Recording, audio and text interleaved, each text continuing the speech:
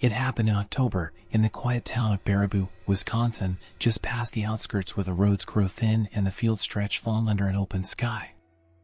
I was a paramedic, working the night shift for Sauk County EMS, stationed in a small building on the edge of town. Our calls were usually dull: farm accidents, heart attacks, the occasional bar fight that ended with someone needing stitches. Nothing ever truly horrifying. That changed the night of October 17th. The first emergency alert came through at exactly 11:13 p.m. My partner, Doug, and I had just finished restocking the rig when our radios crackled to life with a high-priority dispatch. But it wasn't a normal call. It came through as a county-wide alert, overriding all channels. The computerized voice was calm, almost sterile. Emergency alert. Avoid all fog-affected areas. Shelter indoors. Do not attempt rescue operations. Further instructions to follow. Doug and I exchanged a glance. "What the hell kind of alert is that?" he muttered, grabbing the receiver. "Dispatch, this is EMS4. Can you clarify?" The response was instant, but wrong. Static. No voice. No dispatch. Just static, thick and suffocating, like something was pressing against the signal. I felt a chill. That never happened.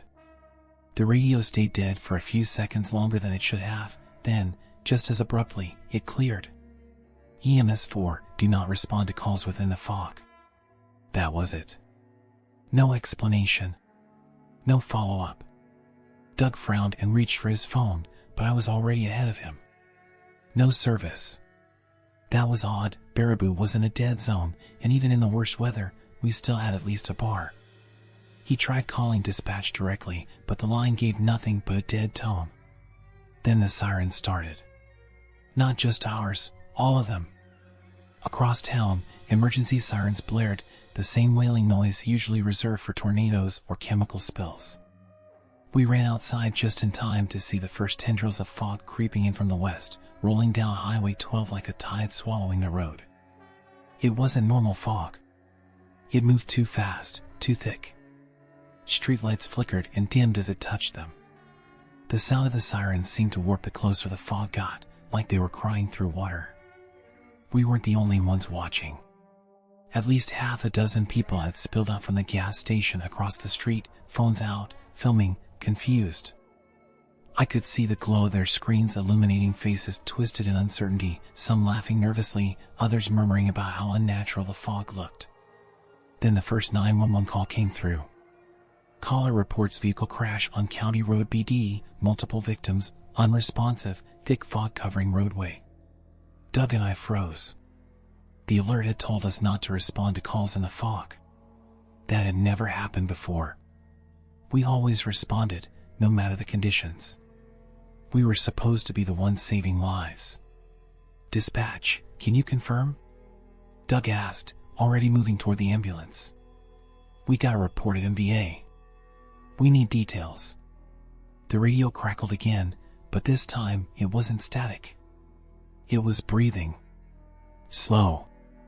Labored. Wet. Doug looked at me. I looked at him. The sirens wailed louder. The fog rolled closer. Then a single word came through the radio. "Stay." We stood frozen, listening. The gas station crowd had gone quiet. One of the employees had turned off the outdoor lights. The only illumination left was from the LED open sign, casting a weak red glow against the thickening fog. The radio buzzed again, but this time it was a different voice. A familiar one. "For the love of God, don't go into the fog." It was Deputy Carlson. I knew him. He was a local cop, always the first on scene at accidents. His voice was frantic, barely coming through the static. It's not right. People are going missing. They were just here. The cars are empty. Stay out of the..." Silence. Then, a new sound. A whistle. Soft. Melodic. Rising from the radio like it was being carried on the wind. Doug dropped the receiver like it had burned him. Jesus Christ, What the hell was that? I didn't answer. I was too busy staring at the gas station. One of the people who had been standing outside was gone. Not walked away. Not ran off. Just gone. Their phone lay face up on the pavement, screen still recording. The others must have noticed, because one of them, the station attendant, I think, called out into the fog, voice shaking. "Hey! Where'd Dave go?" No answer. Another person disappeared. This time, I saw it. The fog shifted, curled unnaturally, like it was reacting to movement.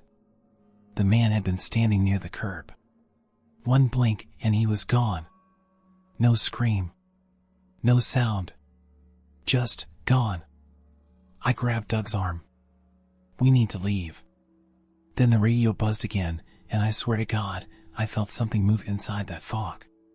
Something big. "Emergency alert. Stay indoors. Do not attempt rescue. Do not enter the fog." We didn't wait for more. We climbed into the rig, locked the doors, and watched in horror as the last remaining people outside ran for the gas station, vanishing one by one before they reached the doors. And then, as suddenly as it had started, the siren stopped. The fog didn't go away. Neither did the things inside it. Doug and I sat in the rig, frozen, the silence stretching too long, too deep. The sirens had stopped, but the fog remained, thick and unmoving. The last person had disappeared maybe 30 seconds ago, one of the gas station workers, a young girl with blonde hair and a green apron. She had been running, screaming for the doors, but before she reached them, the fog curled around her like a closing hand. She never made a sound after that. I turned the key in the ignition. The engine rumbled to life, the sound too loud, too intrusive. My fingers were tight around the steering wheel, and I felt the tremble in my hands. "Where the hell do we go?" Doug asked. He was gripping the radio like it could still help us, but we both knew it wouldn't. Carlson had been cut off. The dispatcher wasn't responding. And that last voice, who the hell had that been? The whistle still hung in the air. I didn't answer him. Instead, I threw the rig into reverse, but when I looked into the side mirror, all I saw was fog. The entire street was gone, swallowed whole. No signs, no buildings, no headlights from passing cars. My foot hesitated over the gas. Then something moved in the fog. Not a person. Not an animal. Something else. I don't know how to describe it, only that the fog wasn't empty. Shapes twisted within it, shadows that were almost humanoid but wrong. Too tall. Too thin. The movements weren't natural. Limbs stretched and retracted in ways that didn't fit the human form. Doug sucked in a breath. "Oh, Jesus." One of the shapes turned its head. I don't know how I knew. It had no eyes, no features, just an outline in the mist, but it was looking at us. Then it started to walk. I floored the gas. The rig lurched backward, tires screeching against pavement. I didn't care about hitting anything, I just needed to get away. I twisted the wheel, angling for the road that led east, toward the hills. The fog wasn't as thick in that direction. Maybe we could. Something slammed into the back of the rig. Doug shouted, bracing himself against the dashboard as we jolted forward from the impact. My heart rammed into my throat, but I didn't stop. I kept going, pushing 40, then 50, tearing through the empty streets. Then I saw the lights. Headlights, up ahead. A whole line of them. Flashing red and blue, bright in the fog. Police cruisers, ambulances, fire engines, parked haphazardly in the intersection near Oak Street, forming a makeshift roadblock. I slammed the brakes just in time. The rig screeched to a stop inches from the first barricade. The second we stopped moving, officers were on us. Guns drawn. Out of the vehicle. Now. My breath was ragged, my hands locked around the wheel. Doug was staring at the cops, at their wide eyes, the way their fingers twitched on their triggers. One of them stepped forward. I recognized him, Sergeant Rourke, Sauk County PD. I had seen him in enough accident scenes to know he wasn't easily rattled, but he looked terrified. He pointed behind us. "Did anything follow you?" I didn't speak. Couldn't. Doug just shook his head. Rourke didn't look convinced. He waved at the others. "Check the rig." A pair of officers ran past us, rifles raised, scanning the ambulance with trained precision. Another officer hauled open the back doors, shining a flashlight inside. "Clear." Rourke exhaled. "Jesus Christ." "Okay. Get them inside." Before I could ask inside where, someone grabbed my arm, pulling me toward one of the squad cars. Doug was dragged alongside me. My mind was still catching up, still reeling from what we had seen, but something about the way they were acting, the panic in their faces, sent a new wave of fear through my body. This wasn't just a quarantine. It was a containment. They shoved us into an old community hall, a squat brick building used mostly for local town meetings. Inside, the scene was chaos. At least 24 people were huddled against the walls, locals, business owners, even a few teenagers wrapped in gas station hoodies. Some were crying, others were clutching their phones, whispering prayers. A woman in a sheriff's uniform, Lieutenant Garza, was speaking in hushed tones with a man I didn't recognize, but they both looked like they hadn't slept in days. Rourke pushed us forward. These two just came in from downtown. They were right in it. Garza turned sharply, eyes locking onto mine. "What did you see?" Doug started to stammer, but I answered for him. "People disappearing. A fog that moves. Something inside it." Garza and the man exchanged a look. I saw the tension in their shoulders, the unspoken words passing between them. "You're sure you didn't?" Then the power went out. Everything plunged into darkness. A second later, the emergency lights flickered on, painting the room in an eerie red glow. I heard movement, shuffling, whispers of panic, but one sound cut through everything else. The whistle. It was inside. Someone screamed. Then the doors blew open. The doors didn't just open, they exploded inward, slamming against the walls so hard that the hinges snapped, sending a metallic screech echoing through the hall. A gust of fog surged inside, thick tendrils curling unnaturally as if feeling their way through the room. The red emergency lights flickered, bathing everything in an eerie, pulsing glow, and in the sudden, suffocating silence, the whistle returned. Soft. Measured. Almost melodic. But wrong. It didn't belong here. A woman screamed, her voice high and raw, and just like that, the fog moved. It wasn't slow or creeping like normal mist. It lunged forward, rolling across the floor with impossible speed, swallowing up the first few rows of people before they could react. A woman in a yellow sweater, standing near the door, didn't even have time to run. The fog reached her, curling around her legs, and suddenly she jerked violently, her head snapping back, her body twisting unnaturally. A terrible, wet sound filled the air, like ripping fabric, and then she was gone. Not collapsed, not struggling, not fighting. Just gone. A man near her, her husband, I think, reached out, screaming her name. His fingers brushed the fog, and he vanished the same way. No blood, no remains. Just empty space where people had stood. Panic erupted as people shoved against each other, trying to push toward the far side of the hall, but there was nowhere to go. Doug and I were already moving back, retreating toward the supply room when Garza's voice roared over the chaos, her authority cutting through the rising hysteria. "Do not touch the fog." The officers reacted instantly, pulling their weapons, and then the first gunshot rang out, deafening in the enclosed space. More followed, sharp cracks, the muzzle flashes strobing in the dark, but the bullets did nothing. No impact, no recoil, no effect at all. They just disappeared into the mist, as if swallowed by something deeper inside. Then the lights cut out completely. Darkness dropped over us like a suffocating blanket, heavy and absolute. The only sound was the frantic shuffling of bodies and the growing whimper of people too afraid to scream. Doug's grip on my arm tightened, his nails digging into my skin, and in that moment, something cold brushed against my ankle. My whole body seized as I yanked my leg back, breath caught in my throat. The fog was still moving, pressing in around us, and then, from somewhere in the dark, I heard it. Not a scream. A choking sound. A wet, gasping noise, like lungs filling with fluid. Then another. And another. The sound multiplied, spreading, until it became a chorus of strangled, dying breaths. The kind you hear in drowning victims, in bodies gasping for air that will never come. It was everywhere. I moved. Didn't think, didn't hesitate. I just grabbed Doug and ran. We barreled through the nearest door, slamming into the back hallway. Emergency exit, there had to be one. My hands flew across the walls, searching blindly for anything at all, while the smell of damp, stagnant air closed in. The fog wasn't behind us anymore.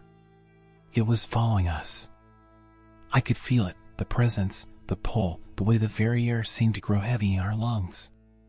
The hall ended in a set of metal doors. Exit. I shoved against them, but they didn't budge. Locked. Doug cursed, spinning toward me. "Where's your key?" My hands flew to my belt, fumbling, shaking. My fingers found nothing. I wasn't carrying one. This wasn't our station, this was the community center. I wasn't supposed to be here. And then, at the other end of the hall, something moved. Not fog. Not human. Something else. A silhouette stood there, barely visible in the emergency glow, its shape flickering, shifting, wrong. It wasn't just tall, it was stretched, its limbs impossibly thin, proportions that made my stomach churn. It had no eyes, no features, no face, but somehow I knew it was looking at us. It lifted one hand. A crushing weight slammed into my chest. It felt like something was squeezing my lungs, pressing the air out in slow, suffocating pulses. Doug staggered beside me, hands clawing at his throat, his body convulsing in small jerks.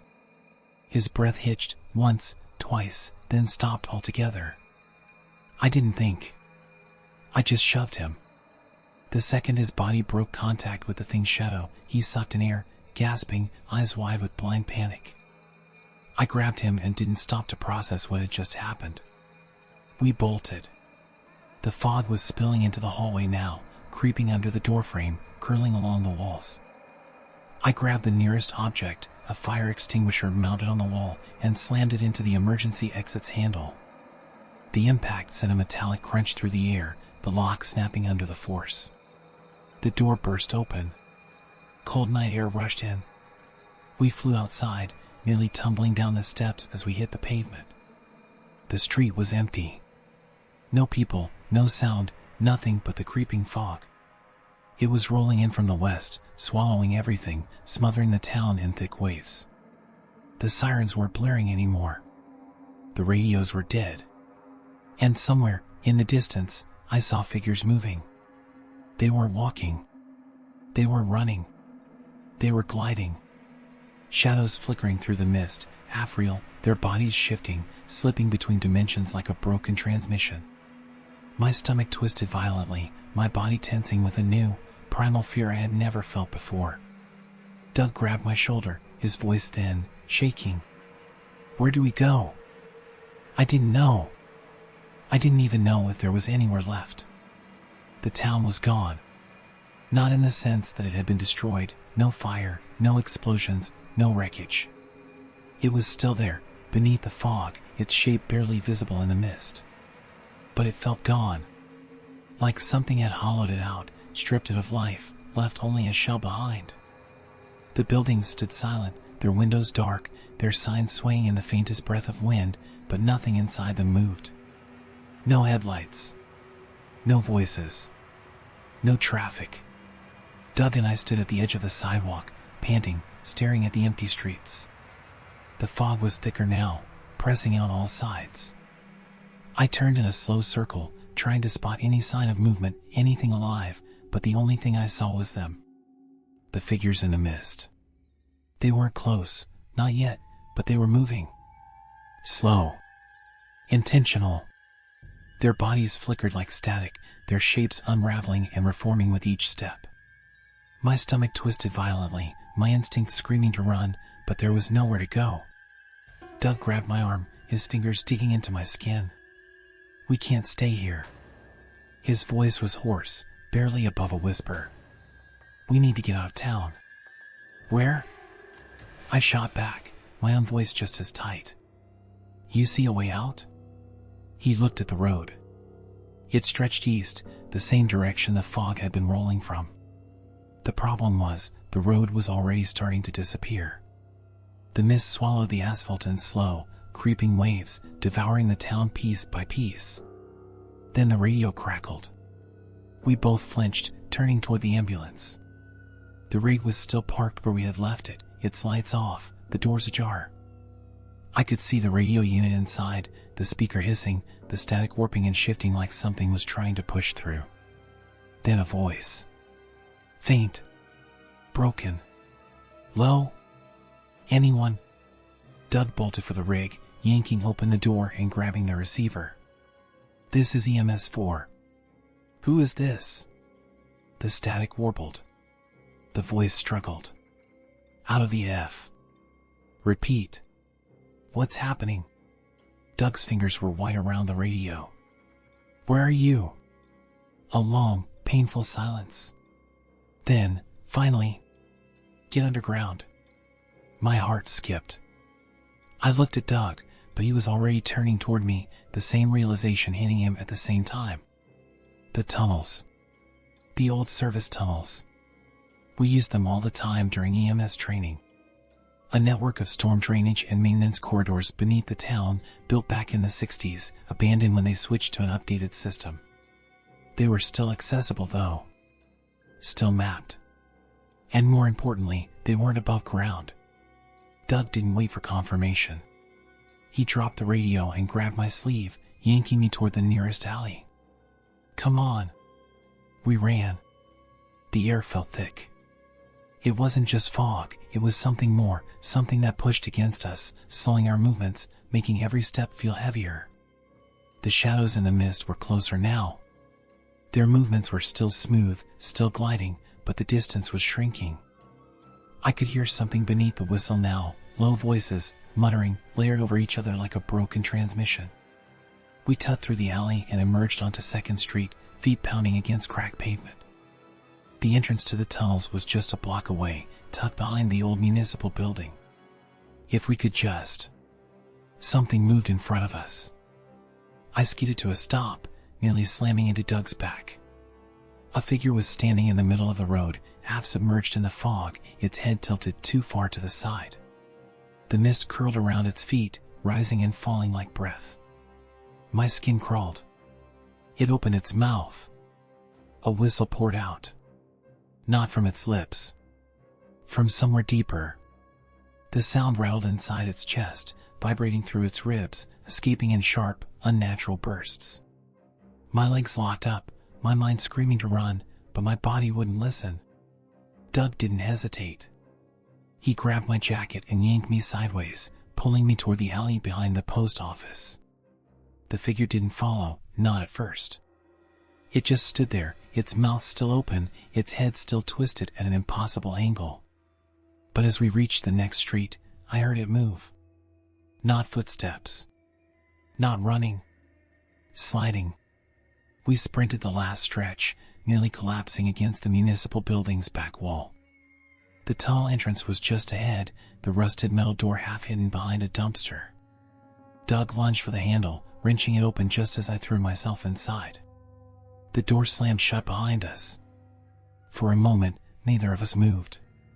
My breath came in short, ragged bursts, my hands shaking against the concrete wall. The air down here was damp, stale. The scent of old rainwater and rust. But there was no fog.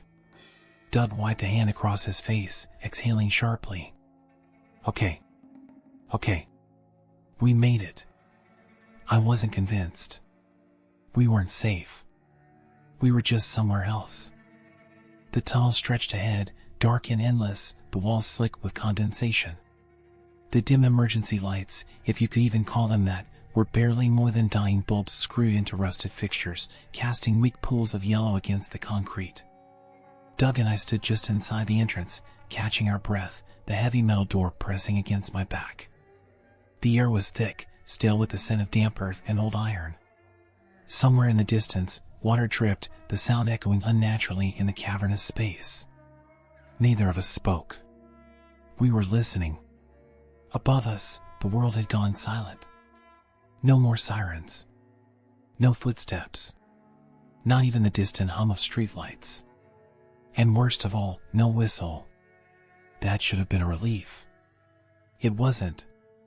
Doug shifted beside me, his breath still ragged. We're underground. That means we're safe, right? I didn't answer. I wanted to believe that. I really did. But something felt off. The fog had moved like it was alive.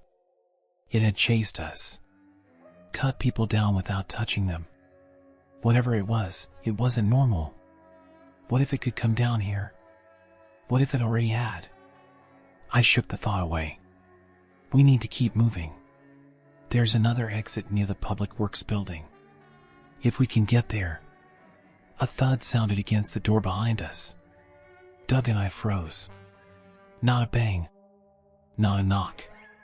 Just a dull, heavy impact. Something pressing against the metal, slow and deliberate, testing it. I could hear the hinges groan under the pressure. Then another sound. A breath.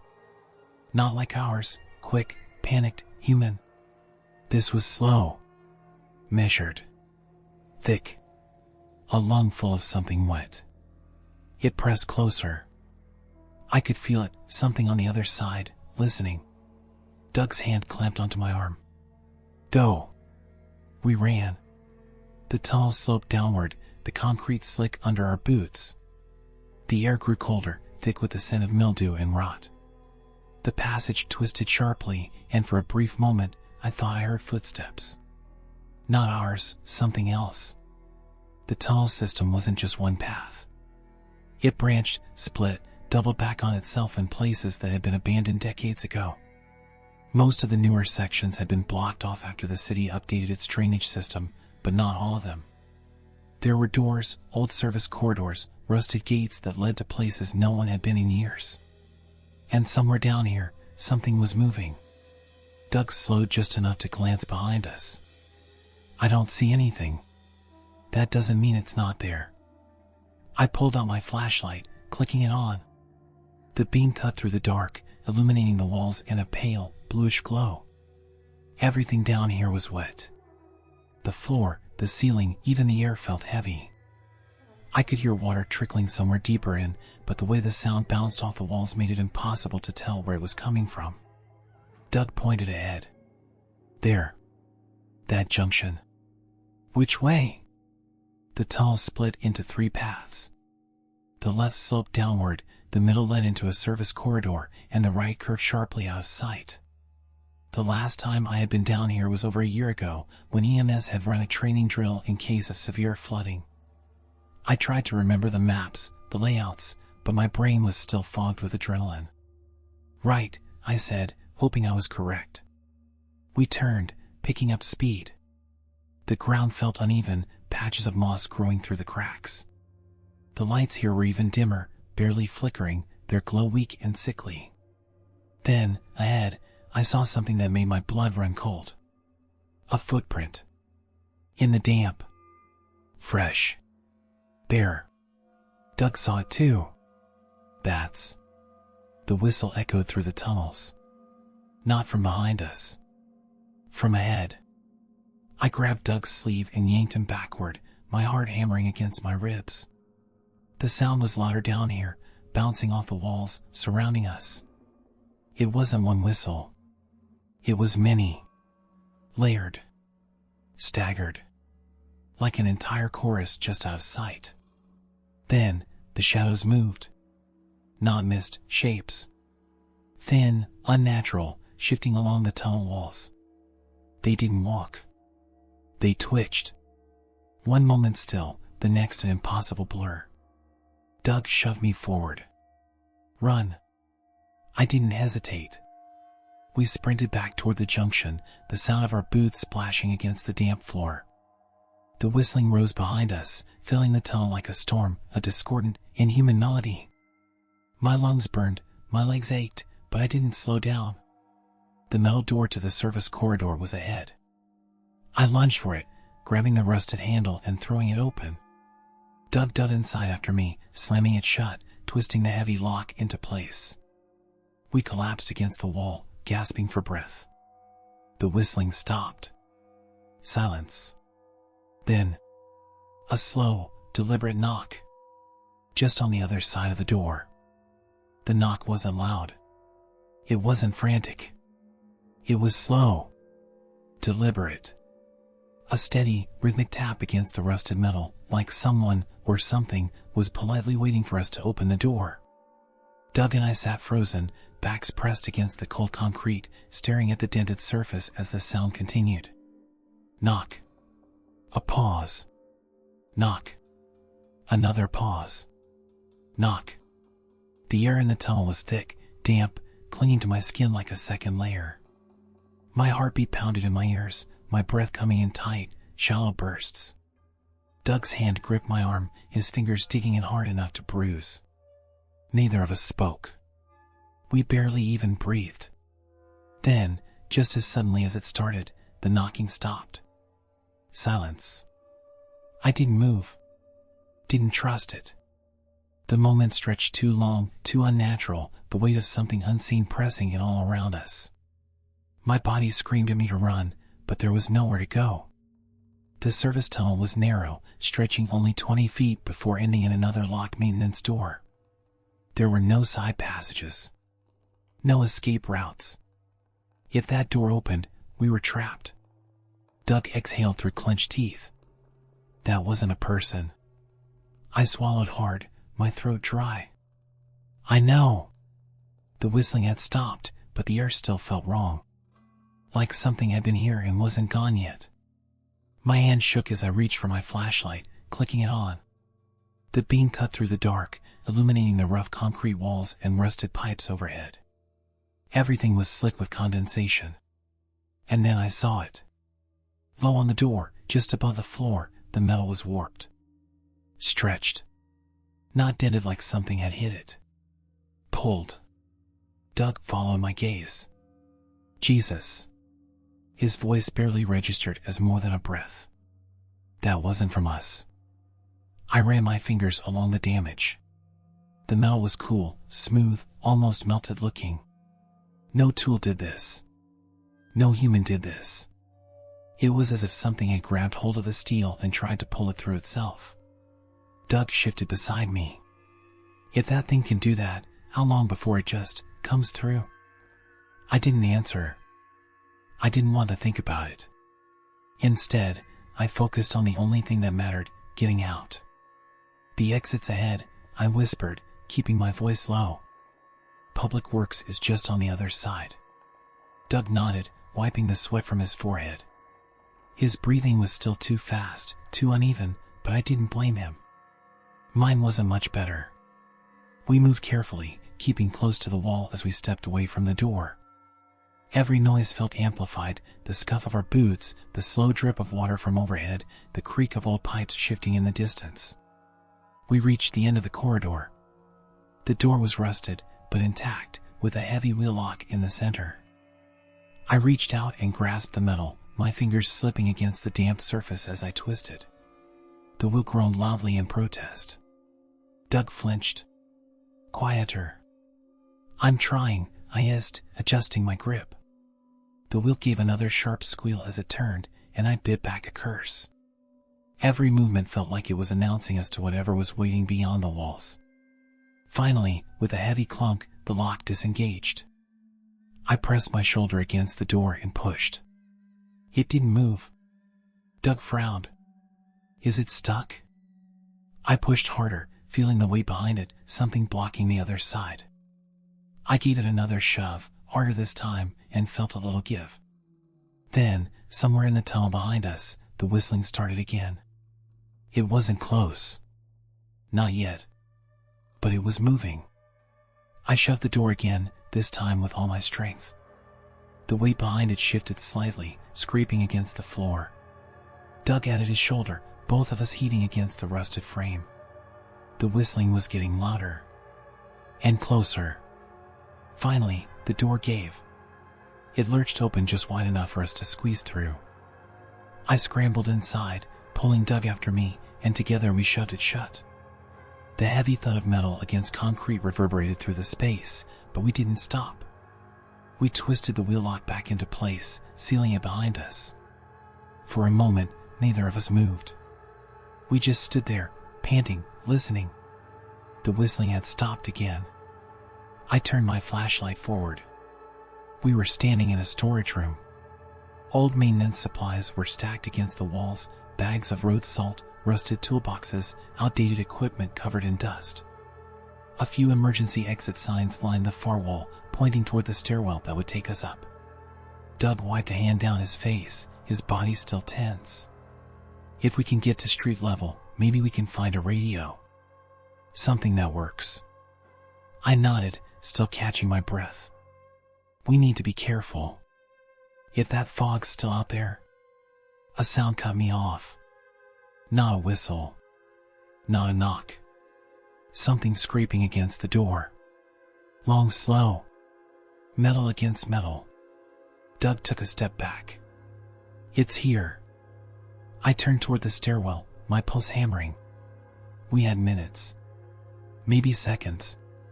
Whatever was on the other side of that door was coming through. And this time, I wasn't sure if we'd be able to outrun it. The scraping didn't stop. It dragged along the metal door in slow, deliberate strokes, like something was testing it, feeling the edges, pressing against the weak points. The steel groaned under the pressure, a sound that made the hairs on my arms stand up. Doug and I stood frozen in the storage room, our backs pressed against stacks of old supplies, our breath held so tight it burned in our chests. Then came the first bend, a low, sickening creak as the metal warped inward.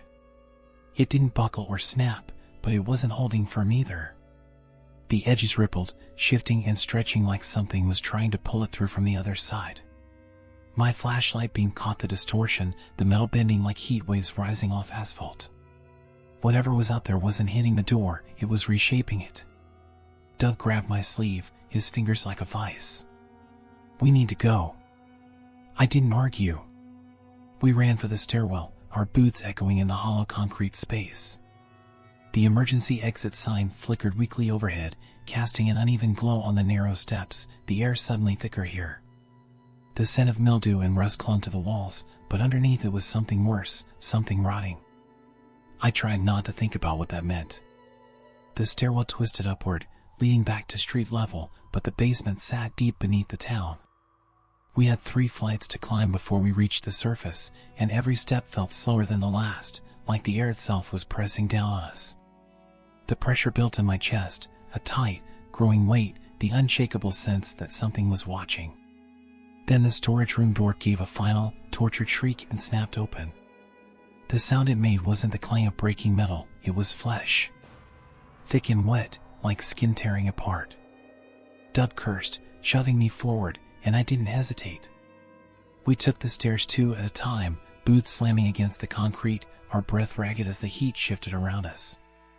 It wasn't warm in the way a room heats up, it was pressure, something unseen pressing in. And then the whistling began. Closer. Not from behind us. Not from the basement. It was above. I felt my stomach drop as I lifted my flashlight toward the next landing, the beam cutting through the dark, revealing movement. A shadow stood at the top of the stairs, its shape humanoid but all wrong. Its arms were too long, its neck tilted too far, its body flickering in and out of focus as though struggling to stay solid. It didn't shift like a person in the dark, it wavered, coming apart at the edges like it wasn't fully here, a glitch in reality. Its head twitched sharply to the side, reacting to something we couldn't hear. Then, slowly, it lifted a hand. It wasn't a wave, wasn't a beckoning motion. It pointed directly at us. Doug didn't wait. He yanked me sideways, my balance breaking as I stumbled, and before I could react, we were falling. I hit the steps hard, my shoulders slamming against the concrete, pain bursting through my arm. Doug grabbed me by the back of my jacket and hauled me through an emergency door on the second landing. We collapsed into a dimly lit hallway, the walls lined with rusted lockers and exposed pipes, the air thick with the scent of old water and mildew. Doug kicked the door shut behind us. The second it closed, the whistling stopped. Silence. I pressed a hand against my chest, trying to slow my breathing. My flashlight had rolled across the floor, stopping near a dented filing cabinet, the beam flickering weakly. Doug was gasping beside me, his body tensed, one hand clutching his ribs like he had landed wrong. His eyes were locked on the rusted handle of the door as if expecting it to turn at any second. I swallowed hard, my throat dry. "Did you?" My voice cracked. I tried again. "Did you see its face?"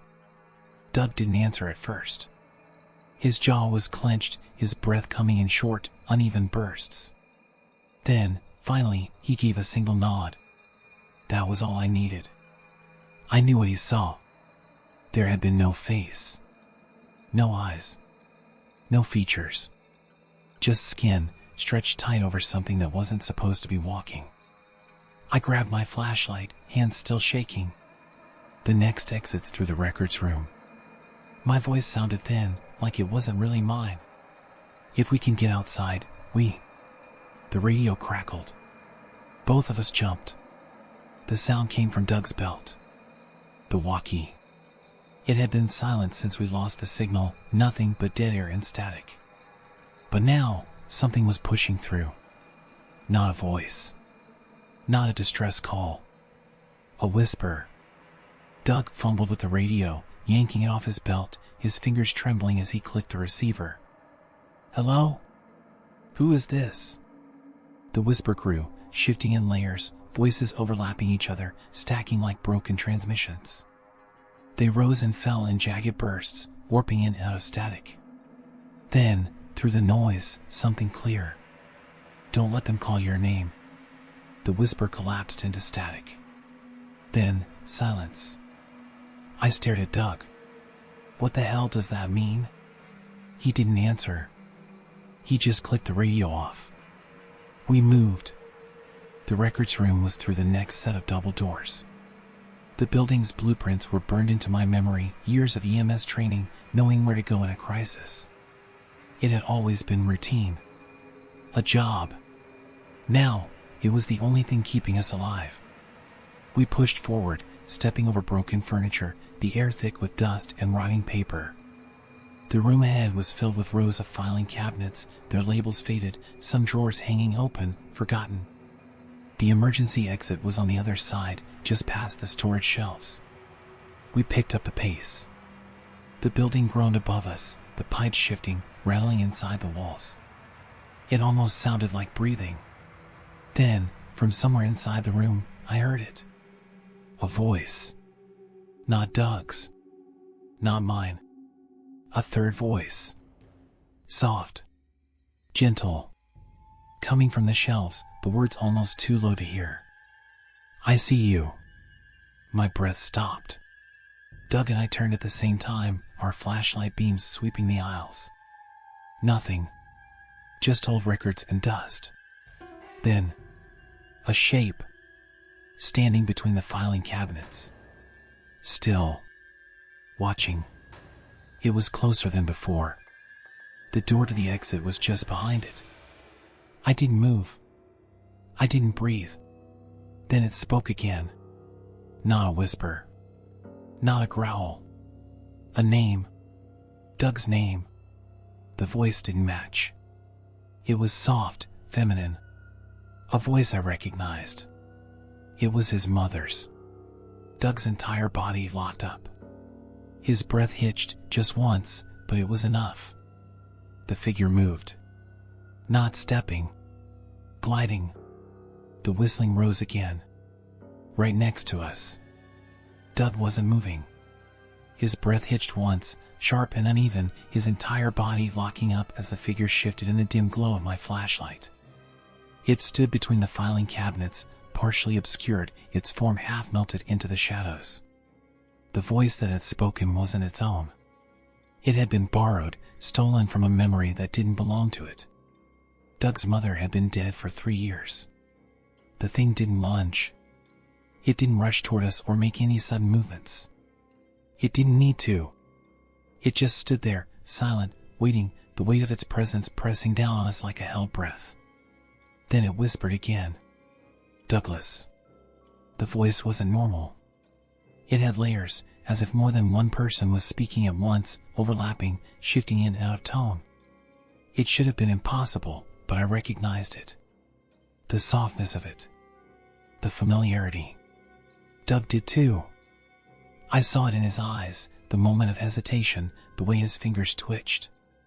His name, spoken in that voice, had stopped him cold. I didn't have time to think. I grabbed Doug's wrist and yanked him backward, dragging him away from the shelves. His body was slow to react, his feet nearly stumbling over mine as I pulled him toward the exit. My heartbeat pounded in my ears, every nerve in my body screaming that we were too close.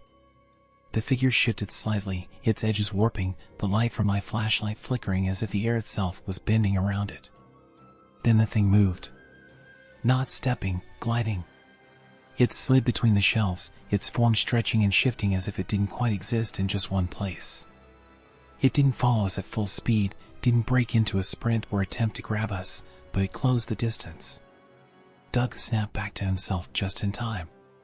He jerked free of my grip, his breath ragged, eyes wide with something between fear and disbelief. His voice was raw when he spoke. "That's not her." "I know." We turned at the same time, running for the exit. The door was just ahead. Heavy, industrial, the kind designed to seal off fires in case of an emergency. If we could just get through it, we could lock it behind us. But the air was shifting, growing heavier, and the whistling was back, distant but rising, threading through the silence in long, drawn-out notes. My fingers hit the crash bar on the door. I shoved it open, grabbing Doug's arm as we stumbled out into the next hallway. The moment we crossed the threshold, the temperature dropped. The sensation was so sudden, so absolute, that my breath caught. The air had been thick a second ago, but now it was something else entirely, empty. It was like stepping into a vacuum. The door slammed shut behind us, the noise echoing through the corridor. Doug turned, hands shaking as he twisted the lock mechanism into place, sealing it from our side. For a long second, neither of us spoke.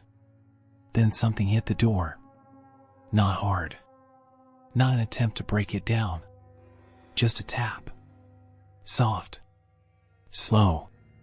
And then, the whisper came through the steel. "Douglas, let me in." Doug flinched, his entire body tensing. I could see the muscle in his jaw tighten, his fingers curling into fists. I gripped his sleeve. "Don't listen." He nodded, but his eyes stayed locked on the door. The whisper came again. "It's okay. You can open it." The voice warped. Still his mother's, but this time it wasn't just her. There was something else layered beneath it, something wrong, an echo that didn't belong. Then the whisper stretched, becoming something that wasn't words anymore. It bent, shifted, turned into a sound that wasn't meant for human ears. Doug's breath hitched, his shoulders pulling tight. "We need to keep moving." I didn't argue. The hallway was narrow, lined with old electrical panels and rusted maintenance doors. The air still felt off, the kind of silence that absorbed sound instead of holding it. It wasn't just the absence of noise, it was the absence of space. Like the world itself was thinning, losing shape. We moved quickly, our footsteps barely making noise on the damp tile floor. Ahead, I saw the final door. This one was different from the others, newer, reinforced. It led to the exterior of the public works building, the last threshold between us and the outside world. My stomach twisted at the thought. The world outside wasn't safe either. But we couldn't stay here. Doug reached it first, grabbing the handle and twisting hard. The lock clicked open. He shoved the door outward, and for the first time in what felt like hours, we stepped into the open air. The fog was still there. It hadn't left. It rolled over the pavement in slow waves, too thick, too still. It had swallowed the streetlights, the buildings, the town itself. No headlights. No sirens. Just silence. And then, through the mist, I saw them. The figures. Not just one. Dozens. Standing still in the fog, barely visible, their forms twisting in and out of shape. Their heads were tilted, their arms loose at their sides. All of them were facing us. Doug's hand found my wrist. His voice was barely above a whisper. "What do we do?" I didn't have an answer. Then, across the fog-covered street, I saw something move. A new figure. Not like the others. Taller. Thinner. Its body wasn't flickering. It was whole. It stepped forward. The whistling started again. And this time, it wasn't distant. It was right in front of us. The whistling rose, weaving through the silence like something alive. It wasn't coming from a distance anymore. It was here. Close. The figure in the fog took another step forward, its limbs too long, too thin, its presence warping the air around it like heat rippling off pavement. It didn't flicker like the others. It didn't shift in and out of reality. It was whole. Doug and I stood frozen at the threshold of the public works building, staring at the figures gathered in the mist. They didn't move. They just stood there, waiting. I could barely make out their forms, their edges dissolving into the fog like charcoal smudges on paper. But I could feel them watching. And the tall one, the one that was different, was still coming toward us. The whistling didn't stop. It changed. It started to sound more human. Not a perfect mimicry, but closer. As if it were learning. Adapting. Doug tightened his grip on my arm. His voice was barely above a whisper. "We have to run." I didn't argue. We broke into a sprint, feet slamming against the pavement as we tore across the parking lot. The air felt thick, each movement sluggish, as though something was pressing down on us, trying to slow us. I kept my eyes forward, locking onto the only thing that mattered, getting out of town. The figures in the fog didn't follow immediately. They just watched. Except for the tall one. It was still moving. Faster now. Not running, not gliding. Something in between. The whistling grew louder. Ahead, the road stretched into nothing, swallowed by the mist. I didn't know if the highway was still there, if the next town even existed anymore. But I couldn't think about that now. We had to move. The last working streetlight flickered above us, casting a weak yellow glow against the fog. Doug turned toward me, his breath ragged, his voice barely steady. "Where?" I didn't have an answer. Then, the radio crackled. At first, just static. But then, something beneath it. A voice. I on the R. I yanked the receiver from Doug's belt, pressing it to my ear. "Say again. Who is this?" The voice warped, struggling to push through. "Stay on the road. Don't look at them. Don't listen." The fog shifted. The figures turned. And then, as one, they moved. Not fast. Not at first. But they were closing in.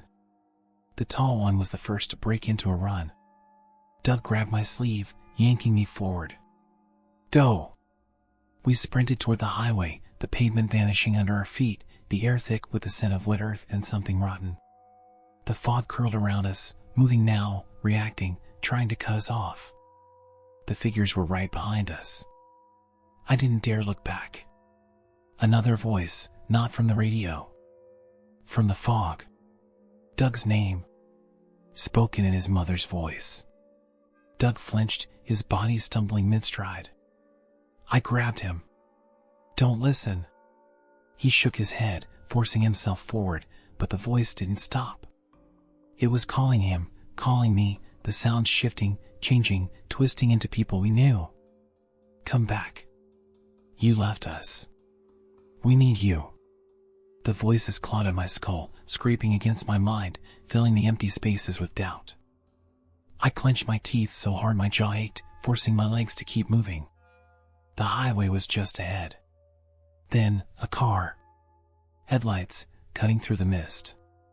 A single vehicle, engine roaring, barreling toward us. Doug saw it too. He grabbed my arm, yanking me to the side as the car skidded to a stop. The driver's side door flew open. A man, late 50s, sheriff's uniform, face pale with fear. "Sheriff Rourke." "Get in." We didn't hesitate. Doug threw himself into the back seat, and I barely made it in before Rourke slammed the car into reverse. The tires screamed against the pavement as the cruiser tore backward, the fog writhing in protest. I saw them just before we vanished into the mist. The tall one, standing at the edge of the road, watching us leave. And the others, asterisk, dozens now, maybe more, asterisk, just standing still, as if they had never moved at all. The moment we crossed the town limits, the fog stopped. No slow fade. No gradual dissipation. It was just gone. The moment we were clear, Rourke slammed the brakes, his breath ragged, fingers clutching the wheel so hard his knuckles were white. Doug and I sat there, gasping, staring back at the road behind us. The highway was empty. Just dark asphalt stretching into the night. No fog. No figures. Nothing. For a long time, no one spoke.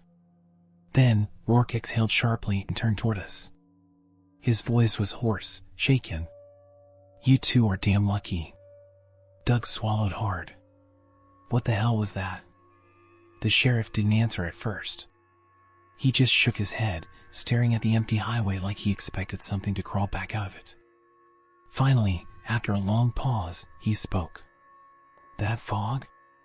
That thing? It happens every few years. Not always here. Not always in the same way. But it happens." He ran a shaking hand through his hair, glancing between us. "Some people come back. Others don't." Doug's breath hitched. "What does it want?" Rourke's jaw tightened. "No one knows. But once you're in it, once it sees you, you either get out." He looked at us then, something unreadable in his expression. "Or you don't." Silence. I looked down at my hands, still trembling. My skin felt wrong, like something had touched it, left a mark I couldn't see. My mind swirled with memories of things I didn't want to understand, of whispers, of names, of something watching. Doug sat stiff beside me, his breathing slow, controlled, but his eyes were still locked on the rearview mirror. We didn't look back. We didn't talk about it again. And when we got far enough away, when the town was nothing but headlights in the distance, we saw the final alert. It came through all at once, lining up our phones, Rourke's radio, every emergency channel at the same time. A single message. Emergency alert, incident contained. Remain indoors.